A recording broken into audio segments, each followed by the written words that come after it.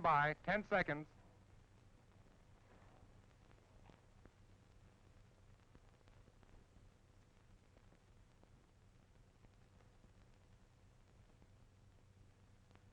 .45. Time for another session with America's foremost commentator on the world scene.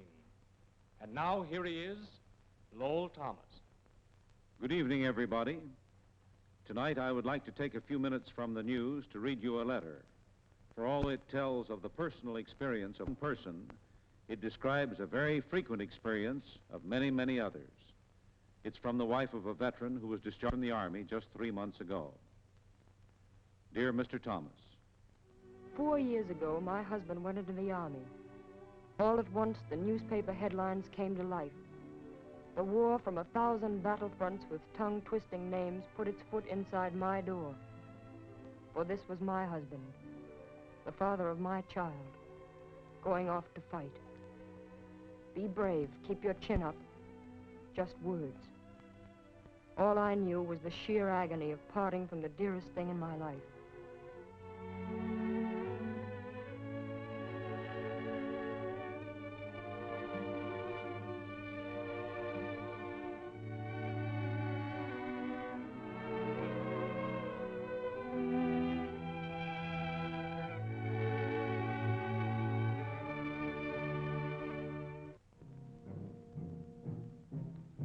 he went into the infantry a foot soldier like millions of others, marching home by way of the rest of the world.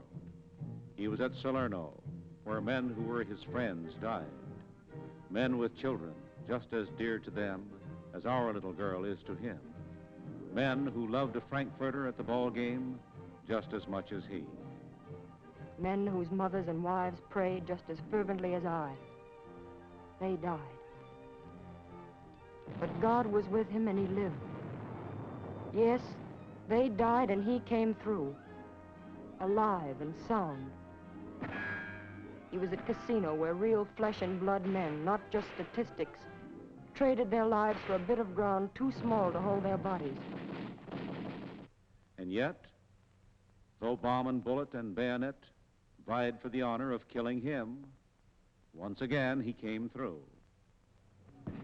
4 years of this, 4 long years of this grim cook's tour, with every advance offering death still another chance. All through those long 50-hour days and 100-day months, I lived in fear of hearing the doorbell ring, reading that telegram that starts, "The War Department regrets." But no, the telegram never came. The war ended and my husband was still alive. Almost before the impact of this miracle had dawned upon me, he was home, safe in my arms. The misery and the longing and the worry and the danger were all behind him. He was home, and he was safe.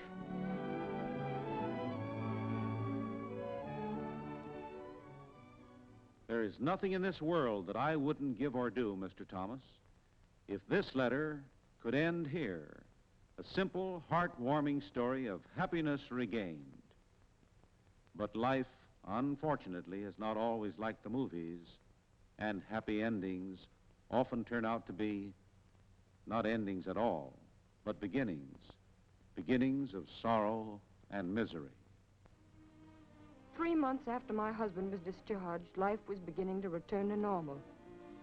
He had his old job back with the promise of even better things to come.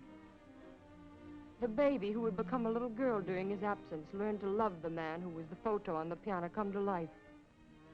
And I felt as though I had begun to live again. As I look back now, I can't remember just what I was thinking about that morning. What to have for dinner, or perhaps the invitation to the Clark's party. But it doesn't matter, for every plan and dream ended that morning at an intersection on the way to town. My husband was in his car waiting for a light to change. I'll never know whether he saw the man in the big sedan, but even if he had, there was no time to act.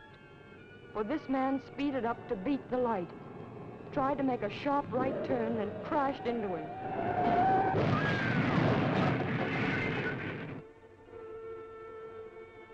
this man who killed my husband was trying to make a light. Trying to save 1 minute's worth of time. Imagine all the years of devotion and happiness together that we deserved and would have had. All sacrificed. And for what? If, during the war, he had died fighting on some foreign field, I might have found some consolation, knowing he had helped achieve something he believed in. But how can I feel, realizing that his life was traded for just 60 seconds of time? It seems incomprehensible to me that a nation like ours, which rose as one person to beat off the murderous attacks of fanatical madmen, can allow this double-headed enemy of carelessness and criminal selfishness to continue its reckless destruction of lives and homes. We can't sit idly by and say it was just an accident, for it's not that at all, Mr. Thomas. It's wanton murder. During the 4 years that America was fighting for its life, 212,000 men, an average of 53,000 a year, lost their lives. Now that the war has ended, we think that terrible waste is over. Ah, but that's an illusion. The horrible slaughter continues. This year alone, traffic accidents will kill more than 40,000 living, breathing human beings. Imagine the entire population of Joplin, Missouri, or St. Petersburg, Florida, or Joliet, Illinois, wiped off the map, and then you have some idea of what this Holocaust means. Hundreds and hundreds of thousands of other healthy men, women, and children will be maimed, crippled, have their lives ruined, because someone decided to take a chance or tried to save a minute.